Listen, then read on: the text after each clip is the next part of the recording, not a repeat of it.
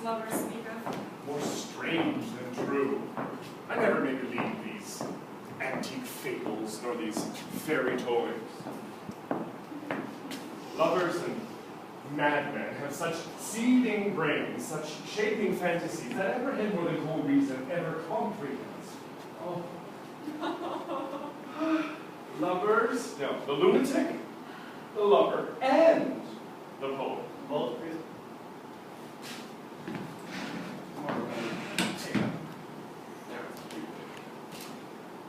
The lunatic, the lover, and the poet are of imagination all compact. One sees more devils than vast hell can hold. That is the bad word.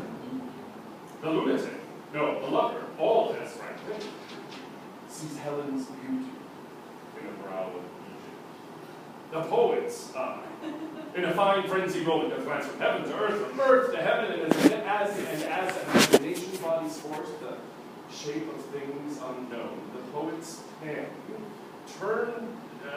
forms of things unknown. The poet's pen turns them to shapes and gives to airy nothing a local habitation and a name. Such tricks have strong imagination that if it would but apprehend some joy, it comprehends some bringer of that joy. Or imagine some please suppose the bear. But all the story of the night told over, and all their minds transfigured so together, more witnesseth than fancy's images, and grows to something of great constancy. But how so strange and admirable. There come the lovers, full of joy and mirth. Joy, gentle friends, joy and fresh days of love accompany your hearts. More than to us wait in your royal walks, your board, in your bed. Well, come now, what masks, what dances shall we have to wear away this long age of 3 hours between our after supper and bedtime? Where is our usual manager of mirth? What revels are in hand? Is there no play to ease the anguish of a torturing hour? Call five strings. Here, my Odysseus.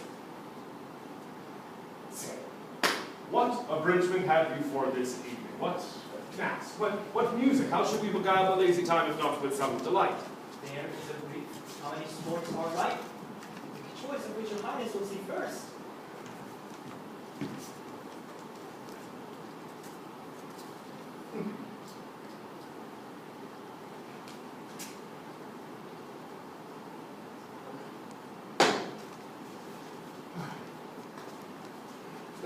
Battle with the centaurs to be sung by an Athenian eunuch to the harp.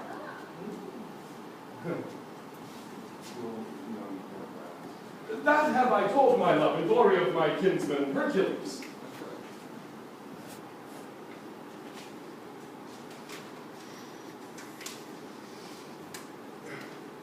Were I of the tipsy bacchanals tearing the Thracian singer in their rage. That is an old device, and it was played when I from Thebes last came a conqueror. Came last a conqueror.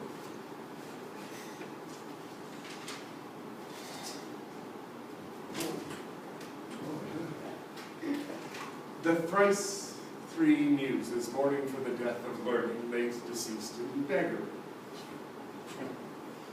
That is some satire. Keen and free. Not sorting with the nuptial ceremony.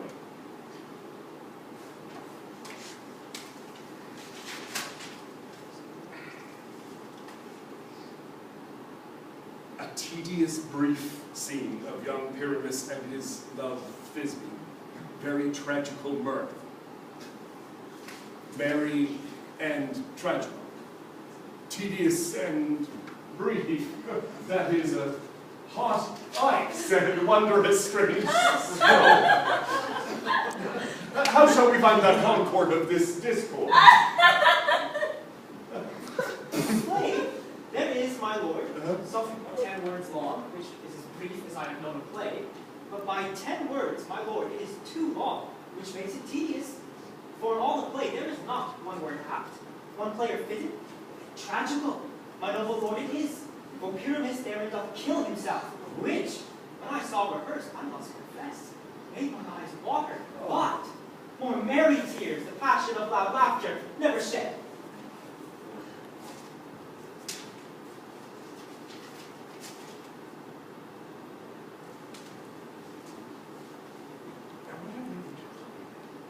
Hard-handed men that work in Athens here, which never labored in their minds till now, and now have toiled their unbreathed memories with this same play against their nuptial. We will hear it. No, my noble lord, it is not for you.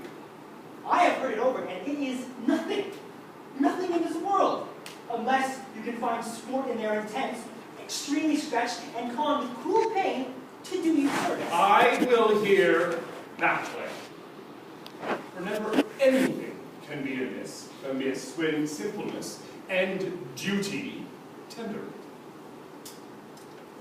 Go, bring them in, and take your places, ladies.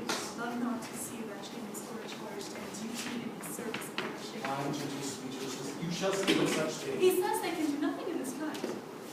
Then kind are we to give them thanks for nothing. Our sport shall be to take what they missed take, and what for duty cannot do. Noble respect takes it in might, not merit.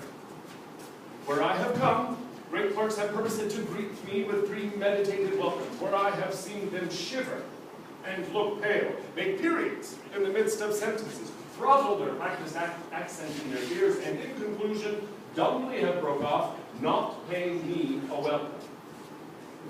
Trust me, sweet, out of this silence, yet I picked a welcome, and in the modesty of fearful duty, I read as much as from the rattling tongue of saucy and audacious eloquence. Love, therefore, and tongue-tied simplicity in least speak most to my capacity.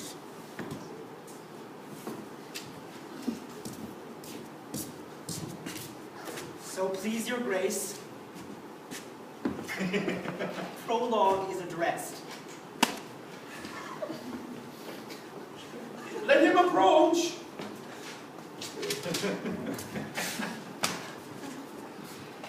If we offend, it is with our good will. That you should think we come not to offend, but with good will. This to show our simple skill, that is the true beginning of our end.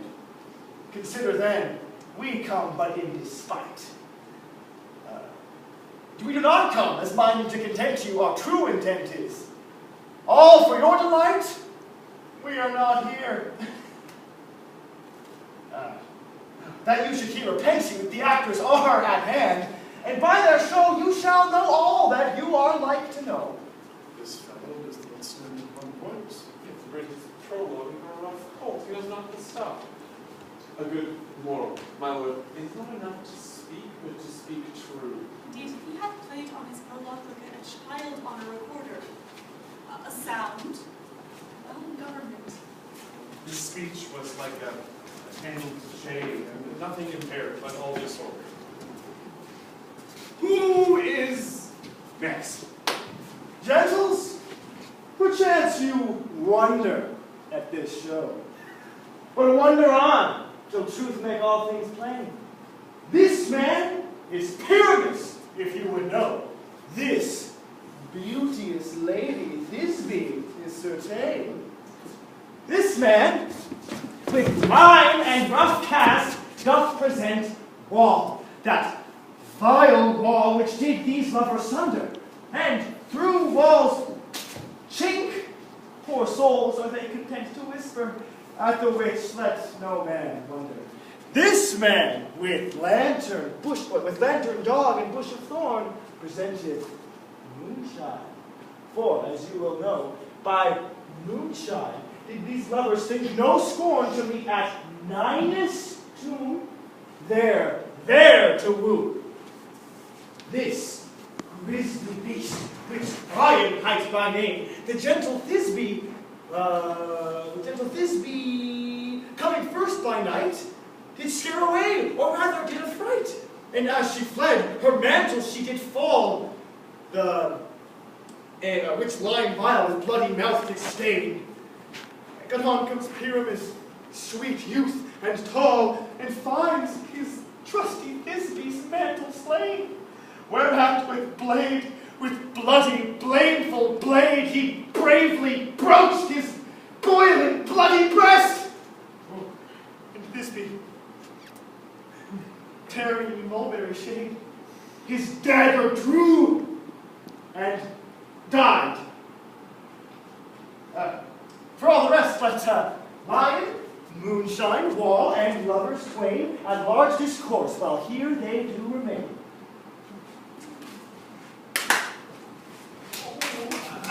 I wonder if the lion needs to speak. No wonder my lord one lion may when many asses do.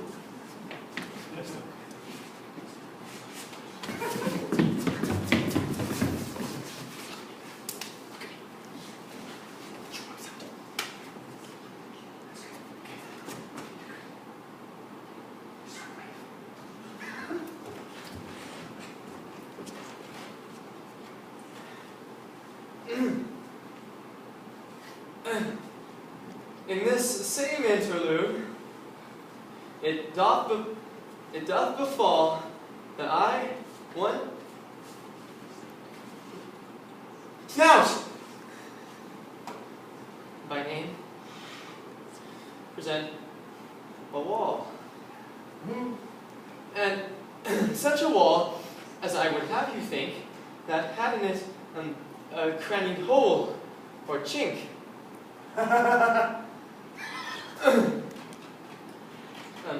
Through which the fearful lovers,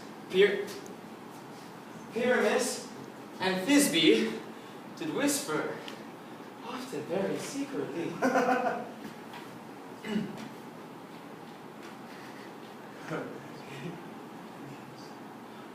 This loam, this rough cast, and this stone doth show that I am that same wall. The truth is so.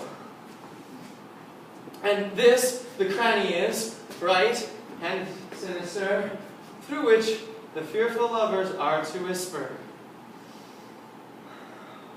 Would you desire hair and mind to speak better? It is the wittiest partition that ever I heard discourse, my lord. In the wall. Silence! Oh, grim looked night! Oh, night, with hue so black! Oh, night, that ever art when day is long! Oh, night! Oh, night! Alack! Alack! Alack! I fear my Thisbe's promise is forgot. And thou, wall, oh sweet, oh lovely wall, that stands between her father's ground and mine, thou wall, oh sweet and lovely wall, show me thy cheek to look through my eye. Thanks, courteous wall, Jove shield thee well for this. But what see I? No Thisbe do I see. Oh, wicked wall, through whom I see no bliss.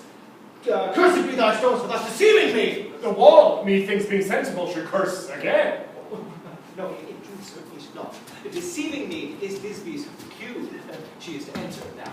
And I have aspired to the wall. You shall see the wall back as I told you. Yonder she comes. Oh,